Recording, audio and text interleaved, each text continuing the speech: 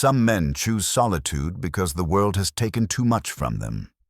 Caleb Stone had been that man for 15 years, living alone in the Wyoming mountains where no one could reach him. One frozen morning in 1882, he hears a woman's cry from the river below. He pulls her from the icy water and carries her to his cabin. Her name is Emma Clarke. She's running from something just like him. The blizzard traps them together. She looks at him with grateful eyes and says, "You saved me, I'll save you from loneliness." He doesn't believe her. He's forgotten how to let anyone in. But can two people who've lost everything find something worth living for in each other? Before we jump back in, tell us where you're tuning in from, and if this story touches you, make sure you're subscribed, because tomorrow I've saved something extra special for you. The cabin sat in a clearing carved from pine and spruce, backed against a granite cliff that blocked the worst of the north wind. Smoke rose from the stone chimney in a steady gray column, the only sign of life for 20 miles in any direction.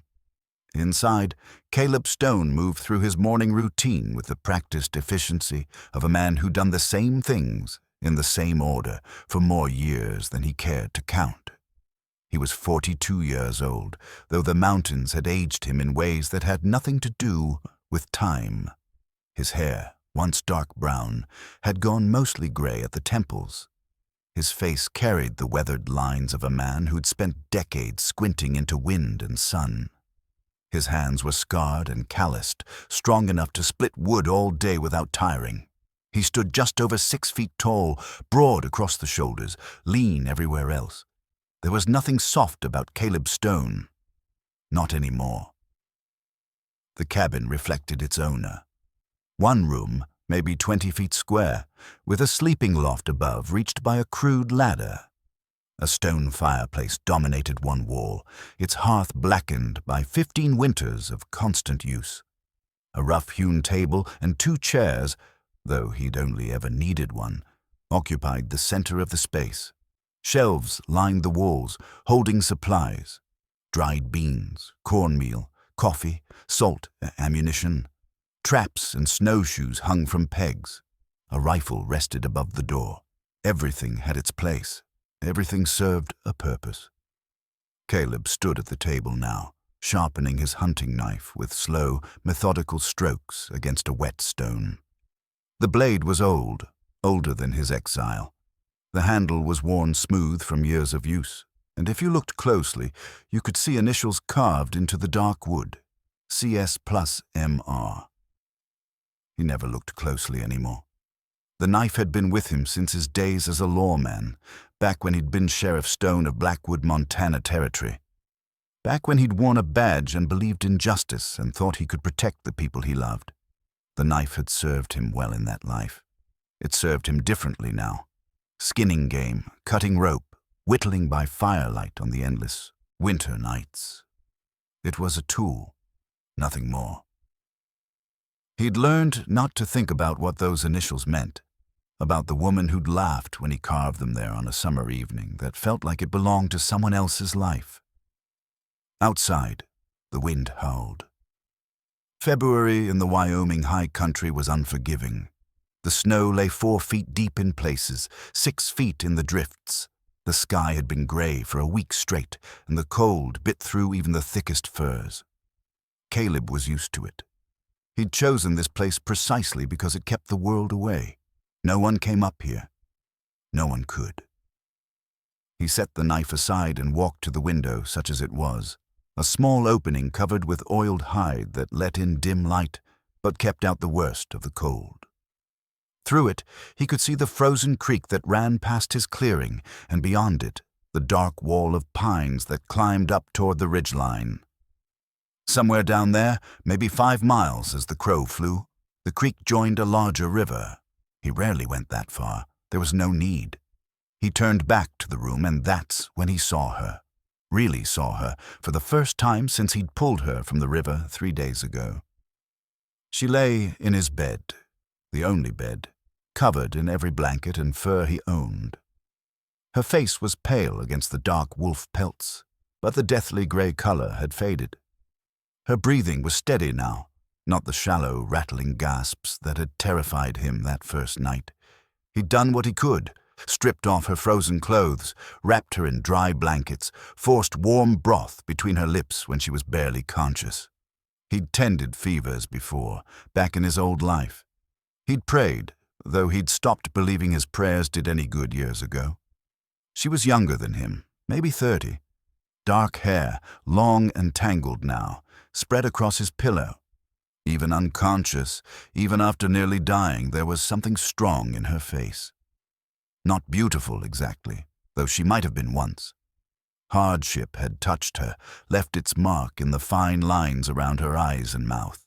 She'd known trouble. He recognized it because he carried the same marks himself. Caleb moved closer, checking her forehead with the back of his hand. No fever. That was good. The frostbite on her fingers and toes hadn't turned black. She'd keep them all, probably. He'd done everything right, kept her alive when she should have died in that river. Now what was he supposed to do with her? He hadn't spoken to another human being in more than a year. Before that, maybe once or twice a year, he'd trade furs at Fort Bridger, 60 miles south. He'd grunt responses to questions, take his supplies, leave before anyone could engage him in conversation. He'd built this life deliberately, stone by stone, mile by mile. Alone was safe.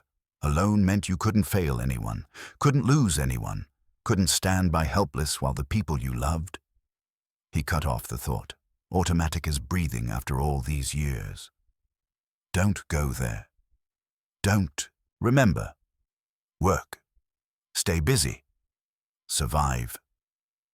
But now there was a woman in his bed, breathing his air, disrupting the careful balance he'd maintained for 15 years. He felt something crack inside him, something he'd thought was frozen solid. It felt like fear. Water. Her voice was barely a whisper, rough from disuse. Caleb turned sharply. Her eyes were open, dark brown, looking directly at him. Confused, but conscious. Alert. He grabbed the tin cup from the table, dipped it in the water bucket, and brought it to her. She tried to sit up, winced, fell back. He slid his arm behind her shoulders, supporting her weight, and held the cup to her lips. She drank greedily, water spilling down her chin. He pulled it back. Slow, he said. His own voice sounded strange to him, rusty. You'll make yourself sick. She looked at him, really looked at him, and something shifted in her expression. Not fear, exactly. Assessment. She was taking his measure, this rough mountain man in his cabin in the middle of nowhere. You saved my life, she said. Found you in the river.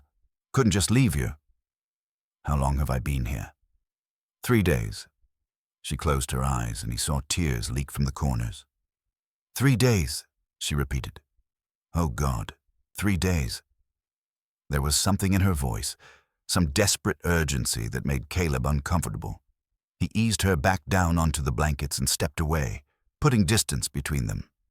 You need rest, he said. You nearly died. Another hour in that water and... I have to go. She tried to sit up again, and this time she made it, though her whole body shook with the effort. I have to get to Fort Bridger. I have to... You're not going anywhere. Caleb's voice was firm. There's a blizzard outside. Even if you were healthy, which you're not, you wouldn't make it a mile. The snow's over your head in places. You don't understand. Her voice broke. I have to get there. I have to get to my son. The words hung in the air between them. Son. She had a child somewhere. Caleb felt that crack inside him widen. Where is he? He asked, against his better judgment. Fort Bridger, with my husband's brother. He took him from me, said I wasn't fit, said I couldn't care for him properly. But I can. I will. I just need to get there. I need to show the territorial judge that I'm capable, that I have work, that I can... She was crying now, shaking not just from weakness, but from the force of her emotion. Caleb stood frozen, watching her fall apart in his bed, in his cabin, in the life he'd built specifically to avoid moments like this. Please, she said, looking up at him with those dark eyes full of desperate hope. Please, You saved my life. Help me save his." Caleb turned away, walked to the window, stared out at the white world beyond. The snow was still falling, the wind still howled.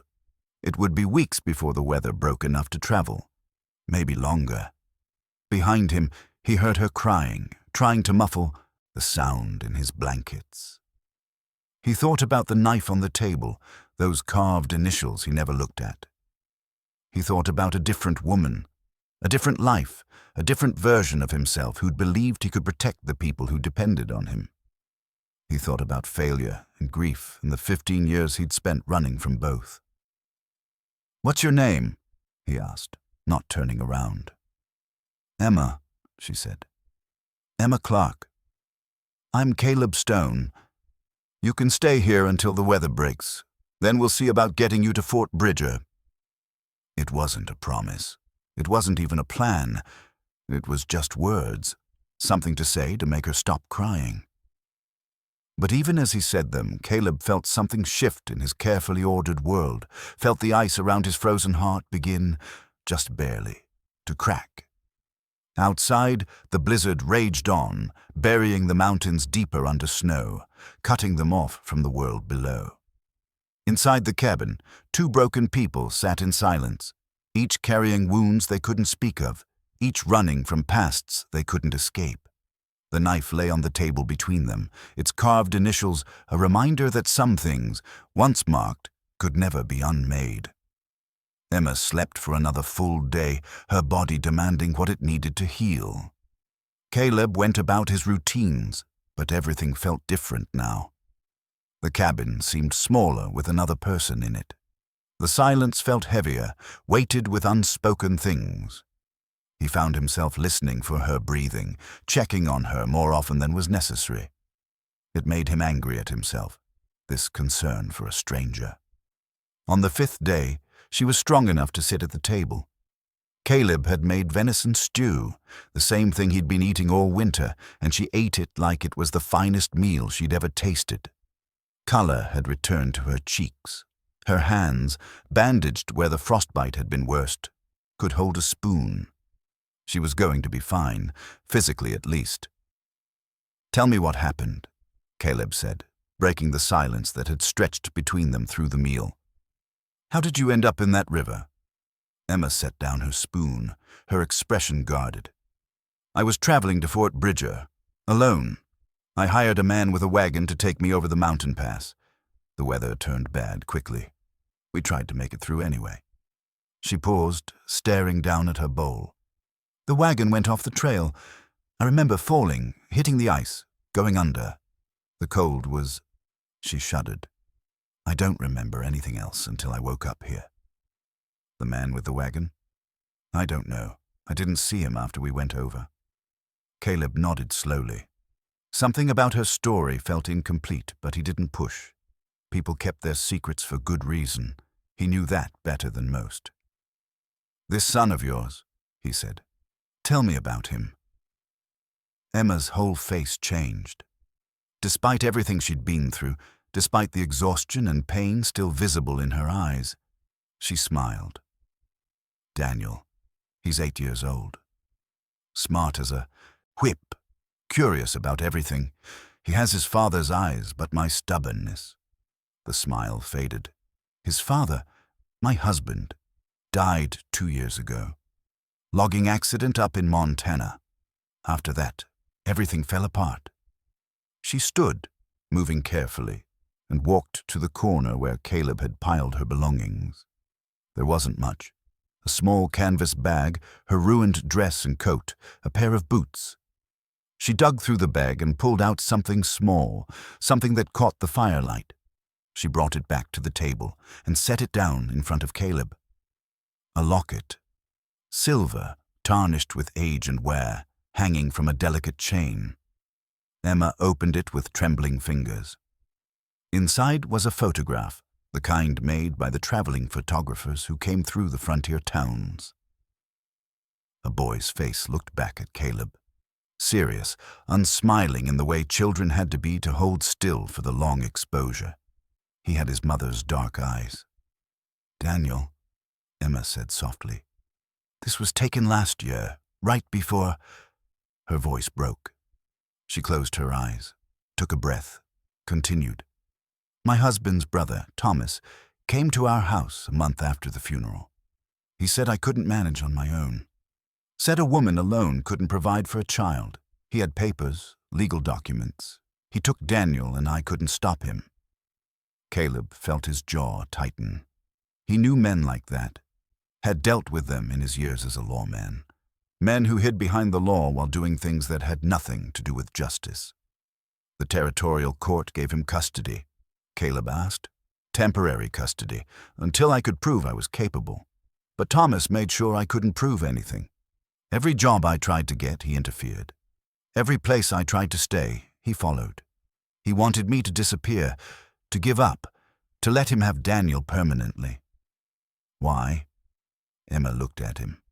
And there was something hard in her eyes now, something that reminded Caleb of himself. My husband owned land. Good land, with timber rights and water access. Valuable. The deed was in his name, but it passes to Daniel when he comes of age. Unless Daniel is deemed unfit or orphaned, then it goes to the next male relative. Thomas. So he takes your son and gets the land. Yes, but I won't let him. I've been working at a boarding house in Helena, saving every penny. I finally had enough to hire a lawyer in Fort Bridger. Someone who could help me petition the court again. I was supposed to meet him there. I was so close. Her voice cracked. And then the weather, and the wagon, and now 3 more days lost. Maybe he's given up on me. Maybe Thomas has already. Stop. Caleb's voice was quiet, but firm. Worrying about what might have happened won't help. What matters is what happens next. Emma wiped her eyes with the back of her hand. What happens next is I get to Fort Bridger, as soon as possible, however possible. Caleb stood and walked to the window. The blizzard had finally broken that morning, but the snow lay deep everywhere. Travel would be difficult, dangerous even for someone who knew these mountains, for a woman still recovering from near death. It's 60 miles to Fort Bridger, he said, not turning around. Through country that's buried under 6 feet of snow right now. You're in no condition to make that journey. Then I'll go when I am. By the time you're strong enough and the snow has melted enough to travel, it'll be April, maybe May. He heard her stand, heard her cross the room to stand behind him. When she spoke, her voice was steady, determined. Then I'll leave tomorrow. Caleb turned to face her. She was standing close, too close, looking up at him with those dark eyes full of desperate resolve. She barely came up to his shoulder. Her hands were still bandaged. She could barely walk across the room without trembling from exhaustion. She wouldn't make it 5 miles. You'll die, he said flatly. Then I'll die trying to reach my son. She held up the locket, the chain swinging between them. This is all I have left of him. This and the promise I made when Thomas took him. I told Daniel I would come for him. I told him I would never stop trying. Do you have children, Mr. Stone? The question hit him like a fist to the gut. For a moment he couldn't breathe. He turned away from her, from those knowing eyes. No, he said finally. But you did once. Or you wanted to. I can see it. I can see the grief in you. You don't know anything about me. I know you live alone in the middle of nowhere for a reason. I know you have a woman's initials carved on that knife of yours, but there's no woman here. I know you pulled a stranger from a frozen river when you could have just walked away. That tells me everything I need to know about who you are, even if you've forgotten. Caleb felt anger rising in him, hot and familiar. This woman, this stranger, had no right to dig into his past, to say these things, to look at him like she could see straight through to the parts of himself he'd buried deep. You saved my life, Emma continued, softer now. You did that for a reason, whether you want to admit it or not. So I'm asking you now, help me finish what you started. Help me get to my son. I can't. The words came out harsh, harder than he intended. I told you that you could stay until the weather breaks. That's all I can do. Emma nodded slowly, and something shuddered in her expression. She slipped the locket back around her neck, tucking it beneath the shirt she'd borrowed from his extra clothes. When she looked at him again, her face was composed, resolved. "Thank you for saving my life, Mr. Stone. Thank you for your hospitality, but with or without your help, I'm leaving for Fort Bridger as soon as I'm able. I made a promise to my son, and I keep my promises." She walked back to the bed, moving carefully, and lay down with her back to him. The conversation was over. Caleb stood at the window as darkness fell outside. The temperature was already dropping. It would be well below zero by midnight. He thought about what she'd said, about promises and children and the things that drive people to desperate acts. He thought about his own promises, the ones he'd failed to keep, the ones that haunted him still in the deep hours of the night. He thought about the woman asleep in his bed, wearing his clothes, preparing to walk to her death for the sake of a child who needed her. And he thought about the initials on his knife, about Margaret and the baby they'd lost, about the life he'd failed to protect 15 years ago, about the fact that he'd been running ever since, telling himself it was better this way, safer to be alone where he couldn't fail anyone else. Emma had called him out on it. She'd seen right through him in a handful of days, and despite his anger, despite his fear, part of him, the part he'd thought was dead, whispered that she was right. He looked at the locket she'd shown him, could see it in his mind's eye. A boy's serious face, a mother's desperate love, a promise that mattered more than safety, more than fear, more than the very reasonable desire to stay alive. Outside, the stars emerged in a clear black sky. The storm had passed. By morning, Emma would be strong enough to try to leave, no matter what he said, and she would die in these mountains, frozen and alone, just like she'd nearly died in that river. Unless he did something about it. Caleb closed his eyes and felt the weight of decision settling on him like snow on a laden branch. He'd built this life to avoid exactly this kind of choice. But life, he was learning, had a way of finding you no matter how far you ran. The third week brought more than better weather. It brought change that neither of them had anticipated. Caleb was in the lean-to he'd built against the cabin's north wall, sorting through gear he hadn't touched in years. If they were going to make the journey to Fort Bridger, he'd need more than just his hunting rifle and knife. He'd need the tools of his old life, the life he'd walked away from 15 years ago. The wooden box was where he'd left it, buried under furs and traps and things he'd accumulated in his isolation. He brushed off the dust and opened it slowly, as if whatever was inside might bite him. In a way it would. The star badge lay on top, tarnished with age but still recognizable. Sheriff, Blackwood, Montana Territory. Beneath it, his old gun belt and revolver. A handful of wanted posters, yellowed and brittle. A leather-bound journal where he'd once kept notes on criminals and cases. And at the bottom, wrapped in cloth, a photograph. He didn't look at the photograph. He never did. He knew what it showed, himself and Margaret, taken the day they'd announced their engagement. They'd looked so young, so certain that the future held nothing but happiness. The photographer had told them not to smile. Exposures took too long, but you could see it in their eyes anyway. Joy, hope, love. Caleb rewrapped the photograph and put it back in the box, but he took out the badge, holding it in his palm. The metal was cold and heavy. It represented everything he'd been, everything he'd tried to become, and everything he'd failed at. But it also represented duty, justice, the belief that one person could make a difference in a world that often seemed bent on proving otherwise. "You kept it." He turned. Emma stood in the doorway of the lean-to, watching him. She'd gotten good at moving quietly. They both had, adjusting to the small space, learning each other's rhythms and boundaries. "I kept a lot of things I should have thrown away," Caleb said. Emma stepped inside, her breath misting in the cold air. She looked at the badge in his hand. "May I?" He handed it to her. She studied it, running her thumb over the engraved words. "Sheriff Stone," she read. "That was you.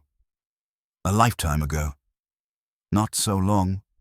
She looked up at him. "What made you think of getting this out now? If we're going up against your brother-in-law and his legal maneuvering, I thought it might help to remind people I wasn't always just a mountain hermit. A former lawman vouching for you might carry some weight with the territorial judge. You'd do that? Use your past to help me. That's why I got it out." Emma held the badge a moment longer, then gave it back to him. "Tell me something. Why did you really leave? It wasn't just grief, was it? There's something else." Caleb pinned the badge to his shirt. It fit like it had never been gone. "I told you, the gang that killed Margaret was never caught. I spent 2 years hunting them, and all I did was watch them slip through my fingers over and over. I couldn't protect her, couldn't bring her killers to justice, couldn't do the one thing a lawman is supposed to do. You couldn't save everyone. No one can. But I was supposed to save her." The words came out harder than he intended. "That was my job. As sheriff, as the man who loved her. I was supposed to keep her safe. Instead, she burned to death while I stood outside, held back by men who said it was too dangerous, that the building was already lost." He looked at Emma, needing her to understand. "I was a coward. I should have gone in anyway. Should have died trying.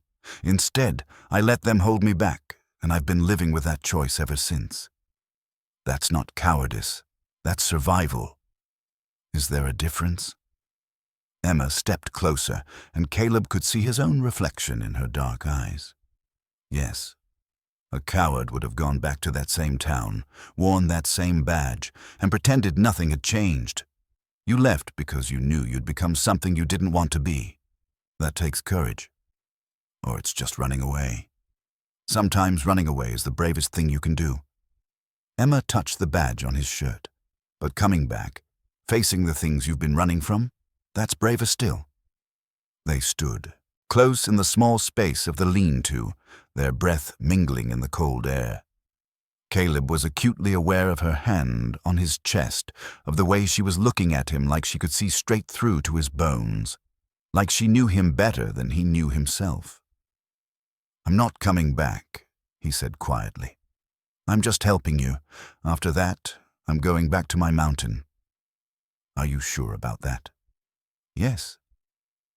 But even as he said it, Caleb felt the lie of it. Something had shifted in these weeks. The isolation he'd built so carefully, the walls he'd erected around his heart. Emma had slipped through them like water through stone, patient and persistent, and impossible to keep out. Emma seemed to read his thoughts. She smiled, sad and knowing. "You're a good man, Caleb Stone. I think you've forgotten that, but I haven't." She turned and left the lean-to, and Caleb stood alone with his badge and his old gun, and all the ghosts of his former life. He strapped on the gun belt. It fit perfectly, muscle memory guiding his hands through the familiar motions. He checked the revolver, loaded it, holstered it. The weight on his hip felt right in a way nothing had felt right in years. That evening, he taught Emma to shoot properly. They set up targets against the tree line, old pieces of wood marked with charcoal. He showed her how to stand, how to aim, how to breathe and squeeze rather than pull the trigger. She was a natural, or maybe just determined. Her shots grouped tight, even from a distance. "Your father taught you well," Caleb said, impressed despite himself. "My father taught me survival. You're teaching me something else." "What's that?" "How to fight back." As the sun set, painting the snow pink and gold, they stood side by side shooting at targets, and Caleb realized, with a mix of fear and something that might have been joy, that he was teaching her more than how to shoot.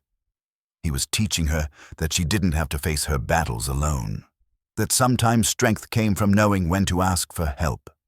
And she was teaching him something too, that running from grief didn't heal it, that isolation wasn't safety, that maybe, just maybe, he deserved a second chance at something like happiness. That night, sitting by the fire after supper, Emma finally asked the question Caleb had been expecting. "The gang that killed Margaret," she said. "The leader you never caught. You said his name was Thomas Garrett." "Yes." Emma reached for the locket around her neck, opened it, stared at her son's photograph. "My brother-in-law's name is Thomas Clarke, but before he came to Montana, before he married into respectability and land rights, he went by a different name." She looked up at Caleb, her face pale. "My husband mentioned it once, when he was drunk. Said his brother had a colorful past, a name he'd left behind." Caleb felt ice settle in his gut. "What name?" "Garrett. Thomas Garrett." The world seemed to stop. The fire crackled. The wind whispered outside. And Caleb stared at Emma, understanding dawning like a terrible sunrise. The man who had killed Margaret. The man he'd spent 2 years hunting. The man who'd gotten away. That man had Emma's son. The revelation hung between them like smoke from a gunshot. Caleb stood frozen, the name echoing in his mind. Thomas Garrett, the ghost he'd chased for 2 years, the man responsible for Margaret's death. That man had become respectable, taken a new name, married into a Montana family. And now he had Emma's son. "Are you certain?" Caleb's voice was steady, but Emma could hear the rage beneath it, controlled but barely. "James talked about it when he was drunk, said his older brother had wild years before settling down, that Thomas had been part of some gang down in the territories, got out before things went bad, changed his name, came to Montana looking for a fresh start." Emma's hands trembled as she closed the locket. James thought it was funny. Proof that even outlaws could become respectable if they played their cards right. Caleb walked to the window, stared out at the darkness.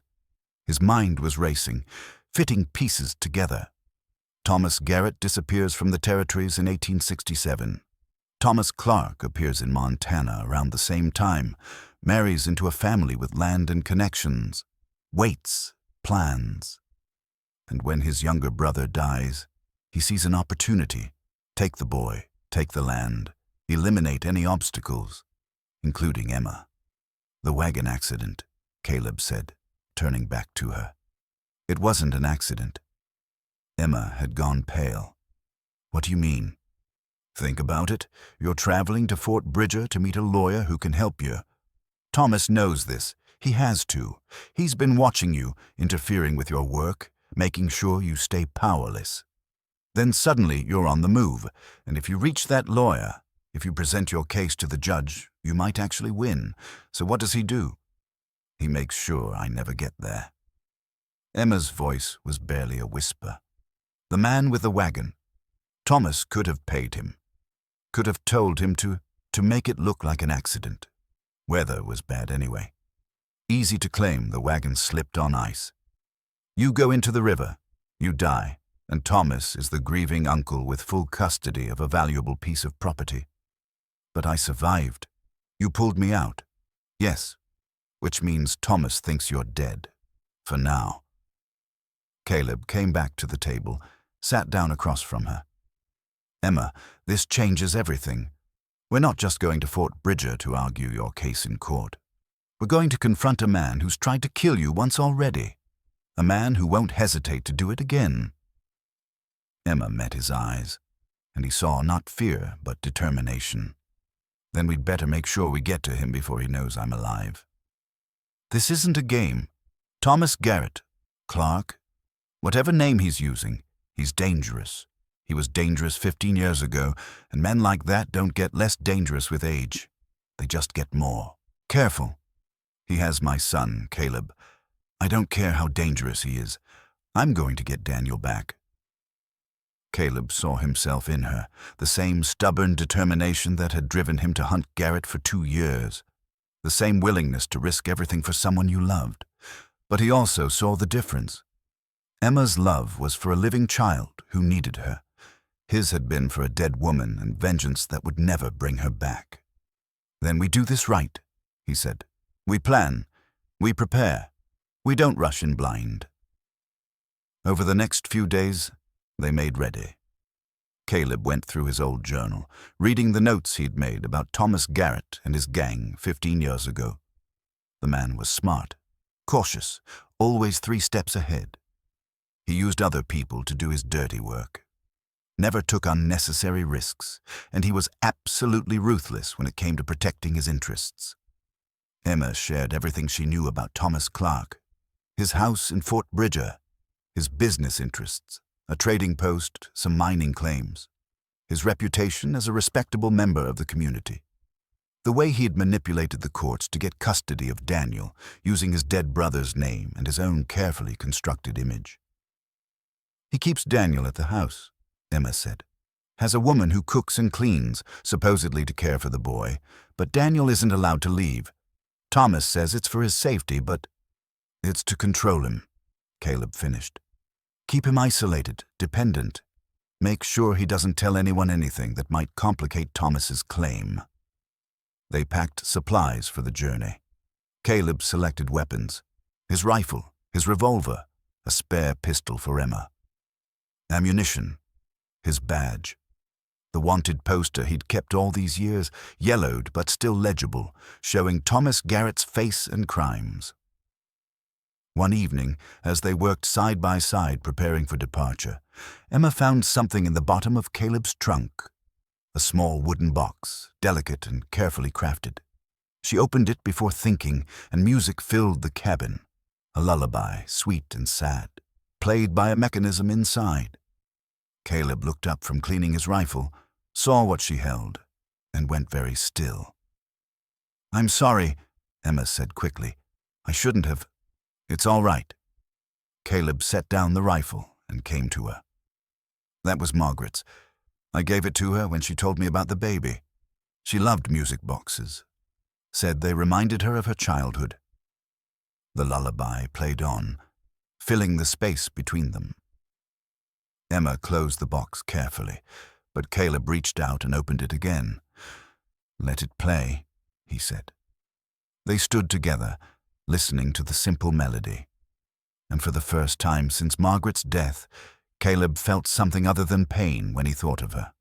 He felt gratitude for the time they had had, sorrow for the time they'd lost, but not the crushing, suffocating grief that had driven him into these mountains. "She had good taste," Emma said softly.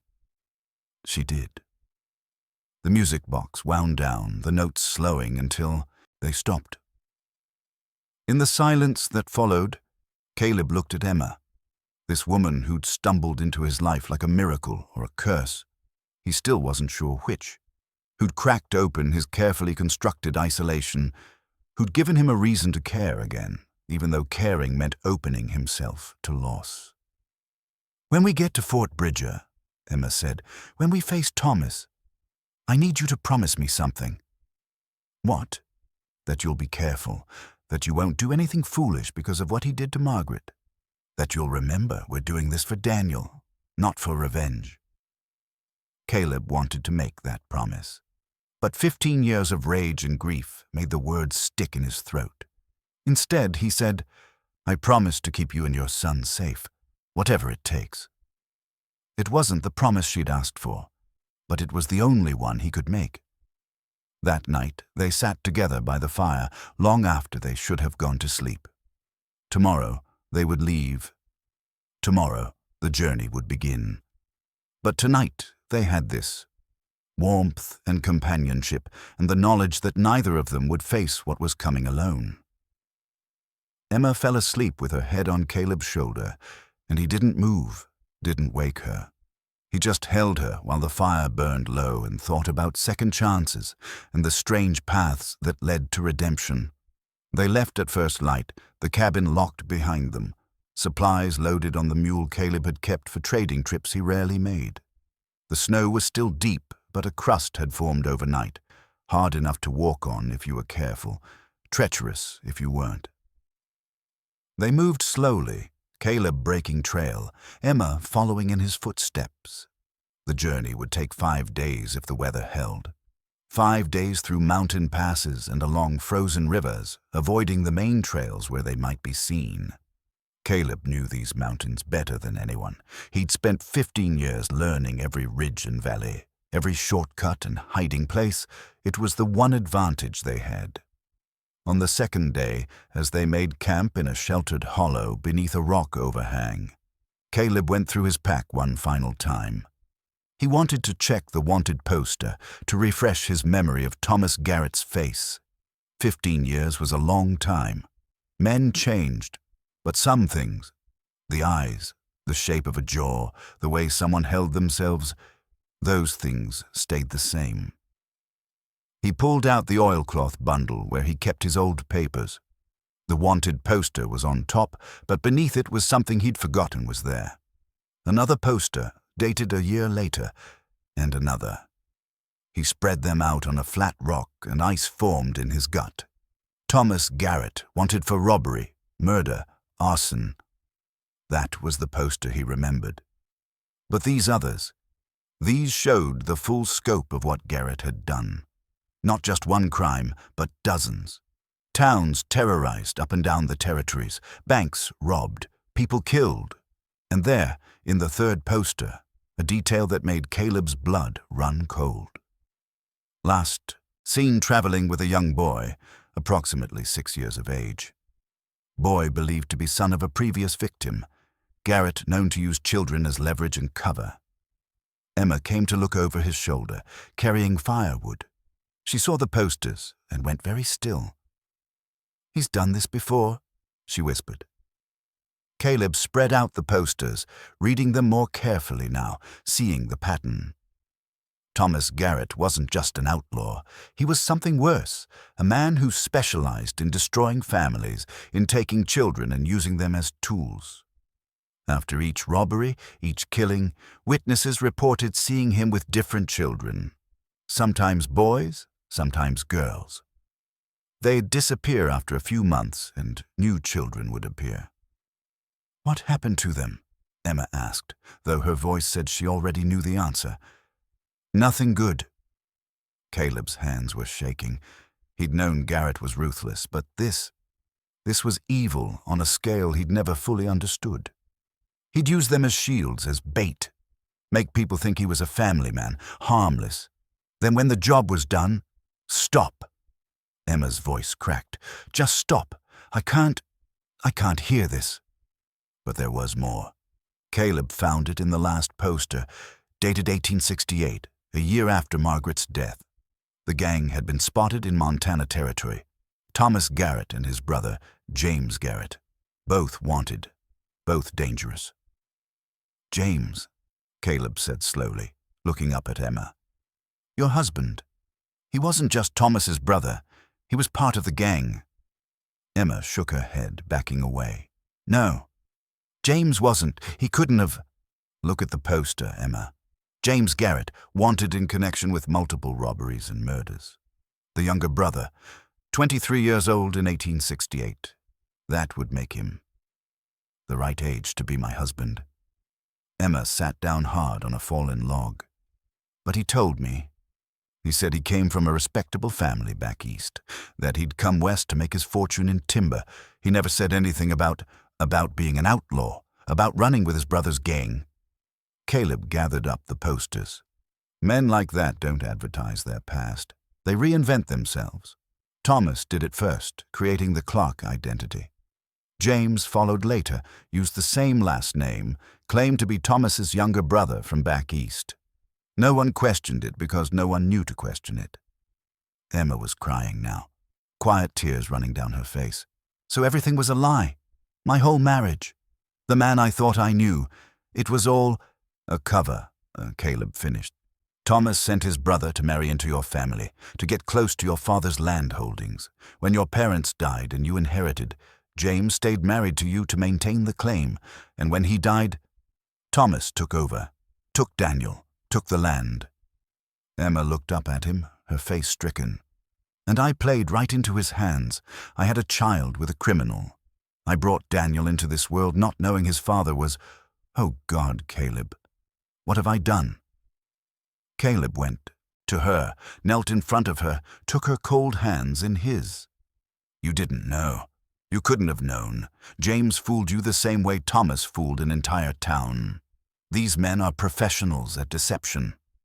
But Daniel, my son, he's not just being held by a criminal uncle.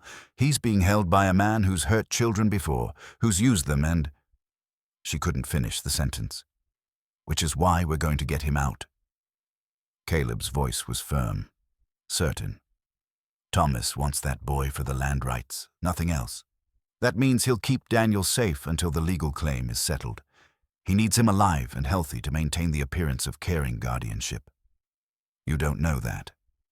Yes, I do. I spent 2 years studying how Thomas Garrett operates. He's ruthless, but he's smart. Everything he does is calculated. He won't hurt Daniel because hurting him serves no purpose. But he will use him, and we need to get there before... Before what? Before Thomas realized Emma was alive and moved the boy somewhere safer? Before the territorial court made its final ruling? Before Thomas decided a dead boy was worth more than a living one? Caleb didn't finish the thought out loud, but Emma heard it anyway. We need to hurry, she said, standing up. We need to get there now. We need to be smart. If we rush in, if we're not careful, Thomas will see us coming, and if he sees us coming, he'll run, or worse. Emma wiped her eyes, her jaw set. So what do we do? Caleb looked at the posters again, at Thomas Garrett's face staring back at him across 15 years. He'd failed to catch this man once, failed to bring him to justice, failed to protect Margaret and their baby, but he wasn't going to fail again. Not this time, not when another child's life hung in the balance. We changed the plan, he said. Thomas thinks you're dead. We use that. Let him keep thinking it while we get close. We don't go to the lawyer first. We don't announce ourselves. We go straight for Daniel. A rescue operation. Exactly. We get in, get the boy, get out. Then, once he's safe, we bring the law down on Thomas's head with everything we've got. These posters, your testimony, mine. We end this. Emma nodded slowly. And if something goes wrong? Caleb strapped on his gun belt, checked his revolver, looked her in the eye. Then we make sure Daniel gets out no matter what. That's the only thing that matters. They broke camp in silence, each lost in their own thoughts. The revelation about James changed everything Emma thought she knew about her marriage, her life, her choices. But it also clarified things. She wasn't fighting for custody against a respectable uncle. She was fighting to save her son from a monster who'd killed before and would kill again. As they walked through the snow, the mountains towering around them, Caleb thought about Margaret, about how she'd died because he hadn't seen the danger coming, hadn't protected her well enough. He'd spent 15 years punishing himself for that failure. But maybe, just maybe, he could find some kind of redemption in protecting Emma and her son, in stopping Thomas Garrett once and for all. The sun was setting when they made camp that night in a cave Caleb knew, deep enough to hide a fire from searching eyes. They sat close to the flames, eating dried meat and hardtack, not talking much. There was too much to say, and no way to say it. Finally, Emma spoke. If something happens to me, if Thomas finds out I'm alive and comes after us, you'll get Daniel out, won't you? You'll make sure he's safe. Nothing's going to happen to you. Promise me, Caleb. Please, promise me that if you have to choose between saving me and saving Daniel, you'll choose my son. Caleb looked at her across the fire. This woman who'd somehow become more important to him than his own safety, his own peace.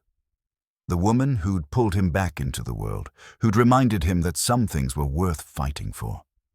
I promise, he said, but I also promise I won't have to make that choice. We're both getting out of this alive, all three of us.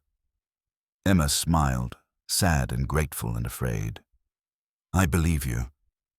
But Caleb wasn't sure he believed himself. They reached the outskirts of Fort Bridger on the 5th day, just as the sun was setting. Caleb had pushed them hard the last 2 days, covering ground faster than was comfortable, but slower than Emma would have liked. Every mile brought them closer to Daniel, but also closer to Thomas Garrett, a man who'd evaded justice for 15 years and wouldn't hesitate to kill again if his carefully constructed new life was threatened. Fort Bridger wasn't much to look at. A trading post that had grown into a small settlement, maybe 300 people if you counted the outlying ranchers and trappers who came in for supplies. But it was big enough to hide in, big enough for Thomas Clarke to maintain his respectable facade while conducting whatever business kept him wealthy. Caleb led them to high ground overlooking the town, a ridge that gave a clear view of the main street and buildings below. They made camp in a thick stand of pine. No fire, eating cold rations while they watched the settlement through Caleb's old spyglass. "There," Emma said, pointing to a large house at the eastern edge of town. "That's Thomas's house. 2 stories, white paint, green shutters. I saw it once, before everything." Caleb focused the spyglass on the house. It was nicer than most buildings in town, set back from the street with a fence around the property. Smoke rose from 2 chimneys. Light glowed in several windows. As he watched, a woman came out the back door and dumped wash water, then hurried back inside against the cold. "The housekeeper," Emma said. "Mrs. Henshaw. She's older, a widow. Thomas hired her to care for Daniel, make things look proper." "Does she know what Thomas really is?" "I don't think so. She's just a woman who needs work, grateful for employment. Thomas is good at that, using people's needs against them." They watched for another hour as night fell completely. Lamps were lit in the house. Shadows moved behind curtains. Then, in an upstairs window, a smaller shadow appeared, a child's silhouette, standing still looking out at the darkening mountains. Emma made a sound, half gasp, half sob. "That's him. That's Daniel. I'd know him anywhere." Caleb handed her the spyglass. Through the lens, she could see more clearly. The boy stood at the window, one hand pressed against the glass. He looked thin, pale, but alive. Watching, waiting. "He knows I'm coming," Emma whispered. "Somehow he knows." They pulled back from the ridge before full dark, moving to their camp where they couldn't be seen from below. Caleb spread out his old journal, using the last of the daylight to sketch a rough map of the town and Thomas's property based on what they'd observed. "We need intelligence," he said. "Thomas's routines, how many men he has working for him, when the housekeeper leaves, everything. We can't just walk him blind." "How do we get that information?" Caleb was quiet for a moment, thinking. Then he pulled out his badge, the tarnished star he'd carried for 15 years without wearing. "I have an idea, but you're not going to like it." The next morning, Caleb walked into Fort Bridger alone.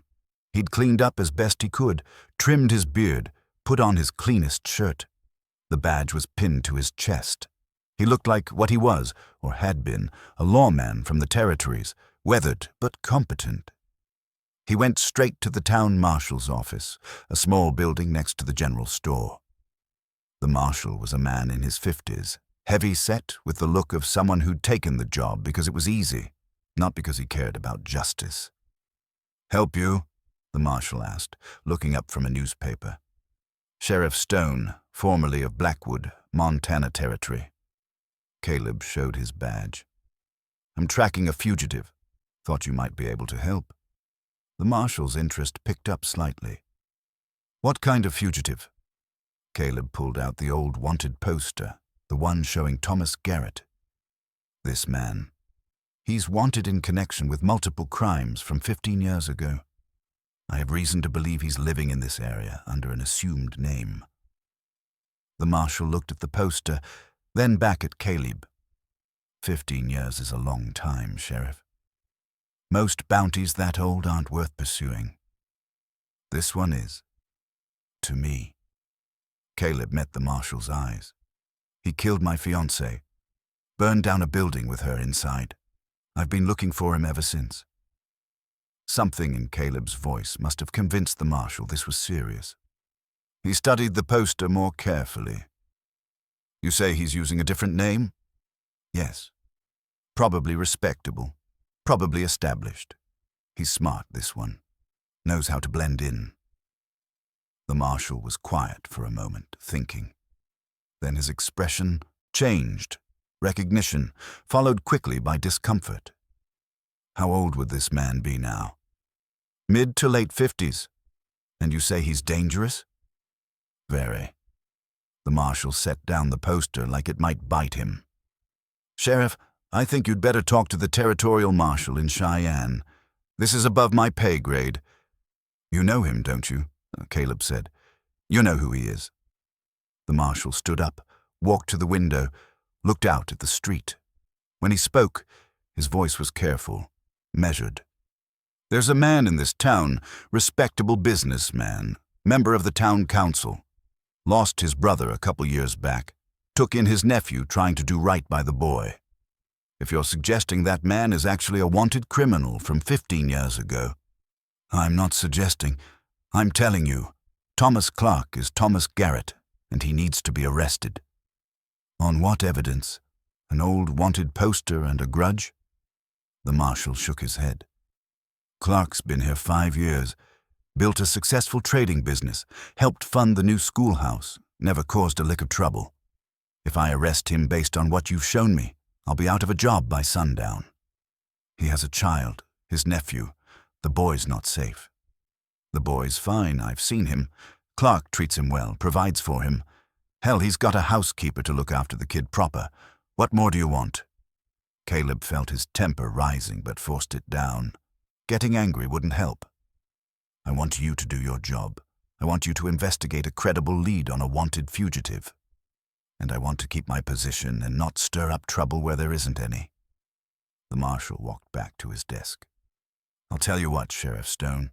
You get me more evidence, something concrete, something recent, and I'll look into it. But right now, all you've got is an old poster and a hunch. That's not enough." Caleb recognized a brick wall when he hit one. He took back the poster, tucked it in his coat. "Thank you for your time, Marshal." "Word of advice," the marshal called as Caleb reached the door. "Be careful who you accuse in this town. Thomas Clarke has friends. Powerful friends. You go around making wild claims, you might find yourself in a cell instead of behind a badge." Caleb left the marshal's office and walked back into the cold morning air. So Thomas had corrupted the local law, or at least intimidated them enough that they wouldn't act. That changed things. They couldn't count on official help. They were on their own. He spent the rest of the day gathering information carefully.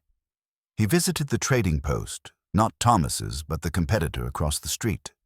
He talked to the shopkeeper, asked casual questions about businesses in town, about Thomas Clarke's operation. The shopkeeper was happy to gossip, especially about a competitor. "Clarke runs a tight operation," the man said. "Always has goods when others don't, always pays his suppliers on time. Keeps to himself mostly, except for town council meetings. Has a couple of men who work for him, rough types, but they keep the peace." "Rough types?" "Ex-soldiers, maybe, or hired guns.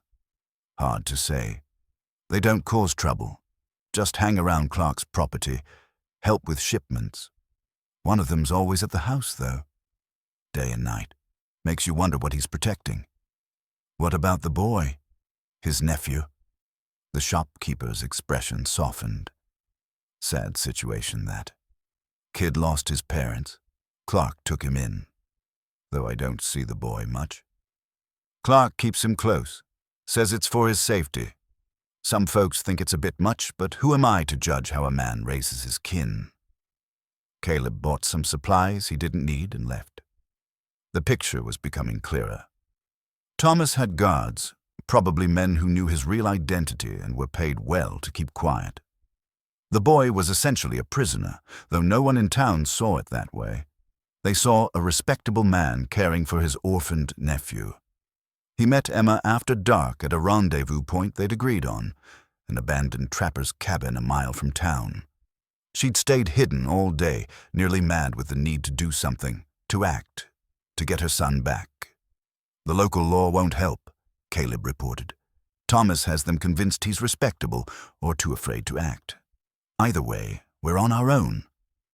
"Then what do we do?" Caleb spread out his notes, everything he'd learned. "Thomas has 2 guards, probably armed, watching the house in shifts. The housekeeper leaves every evening at 6, comes back at dawn to make breakfast. That gives us a window between 6 and midnight before the town settles down completely. Dark enough for cover, early enough that Thomas might not be fully alert. We go in tonight. Tomorrow night, I need to scout the property more carefully, find the best approach, identify weaknesses." He looked at her. "And we need to prepare for what comes after. Once we take Daniel, Thomas will come for us. We'll need a head start, a place to hide until we can get to Cheyenne and the territorial marshal." Emma nodded, her face set with determination. "I'm ready." "Are you?" Caleb asked quietly. "Because once we do this, there's no going back. We'll be fugitives, technically. Kidnappers, in the eyes of the law, at least until we can prove Thomas is Garrett. We'll be running with a boy who hasn't seen his mother in months, who might not even recognize you, through winter country with armed men hunting us. You need to be sure. I've been sure since the day Thomas took my son." Emma met his eyes. "I'll do whatever it takes. Break whatever laws I have to break. Risk whatever I have to risk. Daniel is my child, and I'm bringing him home." Caleb saw the steel in her, the same determination that had driven him for 2 years in his hunt for Garrett, the same willingness to sacrifice everything for what mattered most. "All right then," he said. "Tomorrow night we get your son back, and then we disappear until we can make this right." They spent that night, planning every detail, every contingency. Caleb drew maps, explained timing, identified escape routes. Emma prepared supplies, organized their gear, made sure they could move fast once they had Daniel. Neither of them slept much. Both of them knew that tomorrow night would change everything, one way or another. Emma took the stairs as quietly as possible, her heart hammering so hard she thought everyone in the house must hear it. She knew which room was Daniel's. Second door on the right, facing the mountains. The door was closed. She pressed her ear against it, heard nothing, and slowly turned the knob. Daniel sat on the bed, the carved wooden horse in his hands. He looked up as the door opened, and his eyes went wide. For a terrible moment, Emma thought he might not recognize her. It had been months. Children changed quickly at his age, but then his face transformed, and she knew. "Mama," he whispered. Emma crossed the room in 3 steps and pulled him into her arms, pressing her hand over his mouth gently. "Quiet, sweetheart. We have to be very quiet. We're leaving, but we have to go now." Daniel nodded against her shoulder, trembling. She could feel how thin he'd gotten, could smell the soap Mrs. Henshaw used, could sense his fear and relief and confusion all mixed together. Her sons, her boy, finally. She pulled back, looked at his face. "Are you hurt? Has Thomas hurt you?" Daniel shook his head. "He's mean sometimes. Says bad things about you, but he doesn't hit me or anything." "Good. That's good." Emma grabbed his coat from a hook on the wall. "Put this on, quickly." Downstairs, she could hear voices. Thomas talking to someone at the front door. She had minutes at best. Daniel struggled into his coat, his hands shaking. Emma helped him with the buttons, then took his hand. "We're going out the back way. There's a man waiting for us, a friend. His name is Caleb. He's going to help us get somewhere safe." "The man who carved the horse?" "Yes. Now come on." They made it to the top of the stairs before they heard footsteps below. The second guard, the one who'd been patrolling outside, was coming in through the back door, the exact route Emma needed to use for escape. She pulled Daniel back, thinking fast. The front stairs were impossible. Thomas was there. The back was blocked. That left the window at the end of the hall, the one that looked out over the side yard. Emma led Daniel to the window and opened it as quietly as she could. Cold air rushed in. Below, about 12 feet down, was snow-covered ground. Not a terrible drop, but not good either. She looked at Daniel. "Can you do it?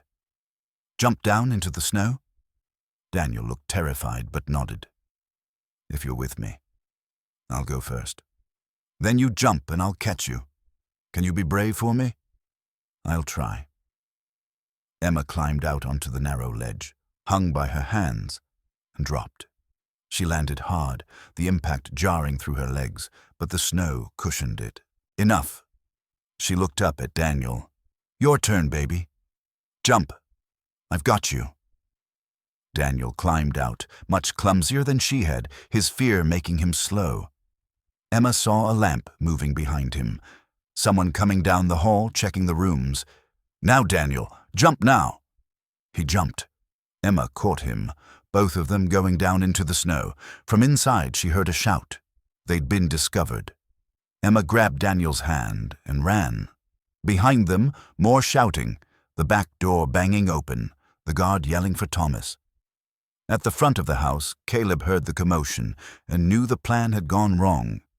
Thomas was still in the doorway, blocking his path, the guard beside him reaching for his gun. Caleb drew faster. The guard froze. "Tell your man to step back," Caleb said calmly. "I'm not here to buy supplies. I'm here for Thomas Garrett."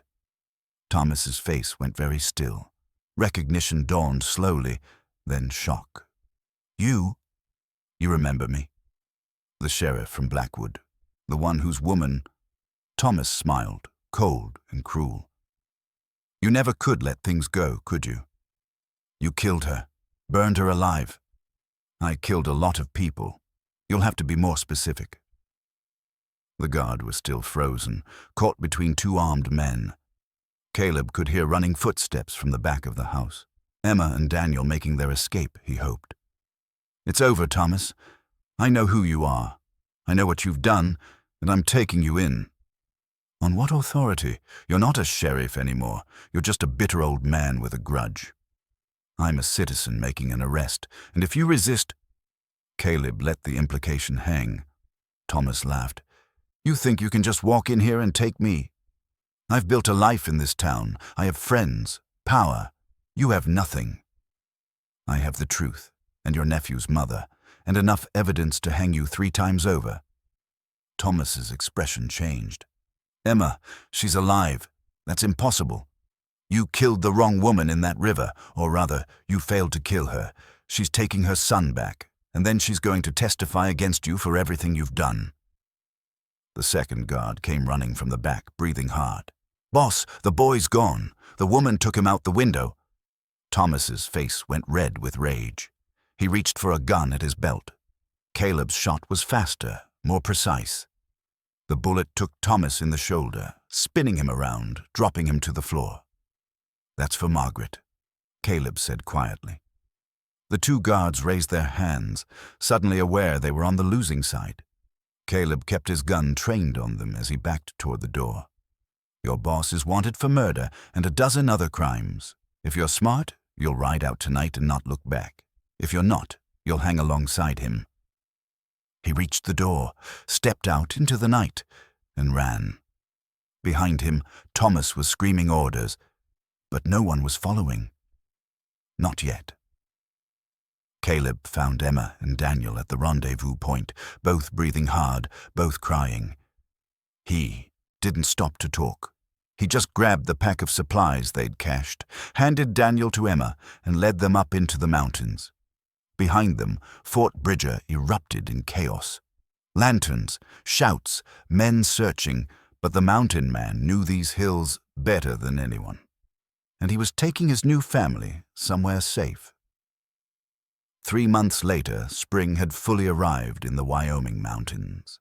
The snow had melted except in the highest peaks, revealing green meadows and rushing streams. Wildflowers dotted the landscape in yellows and purples. The air smelled of pine and new growth and possibilities. Caleb's cabin had changed. The single room had been expanded with a lean-to addition that served as a bedroom for Daniel. Curtains hung in the windows. Real glass now, not oiled hide. A garden plot had been cleared and prepared for planting. The place looked lived in, loved, like a home instead of a hiding place. Inside, Emma stood at the stove making breakfast while Daniel sat at the table practicing his letters. The boy had grown in these 3 months. Not just physically, though he'd filled out on Emma's cooking and mountain air, but in confidence and happiness. He laughed now, asked endless questions about the animals and plants around them, followed Caleb like a shadow when they went to check the trap lines. Caleb came in from splitting wood, brushing sawdust from his shirt. He'd been building a new bookshelf. Daniel's appetite for reading was insatiable, and they'd need somewhere to put the books they'd ordered from Fort Bridger. Yes, from Fort Bridger. They weren't hiding anymore. The territorial marshal from Cheyenne had come personally, 2 weeks after the rescue. He'd listened to their story, examined the wanted posters, taken Thomas, still recovering from his gunshot wound, into custody. The trial had been quick once the full scope of Thomas Garrett's crimes came to light. The town marshal from Fort Bridger had been fired for corruption. Thomas's guards had turned state's evidence to save their own necks. Thomas Garrett had been hanged for murder 3 weeks ago. Caleb and Emma hadn't attended. They didn't need to see it. Justice was enough. The legal papers had come yesterday, delivered by a lawyer from Cheyenne, not Blackwood, who turned out to be another of Thomas's paid men, but a real lawyer working for the territorial court. Emma had full custody of Daniel. The land deed was in her name now, properly transferred. There was a document that made Caleb's throat tight when the lawyer read it aloud.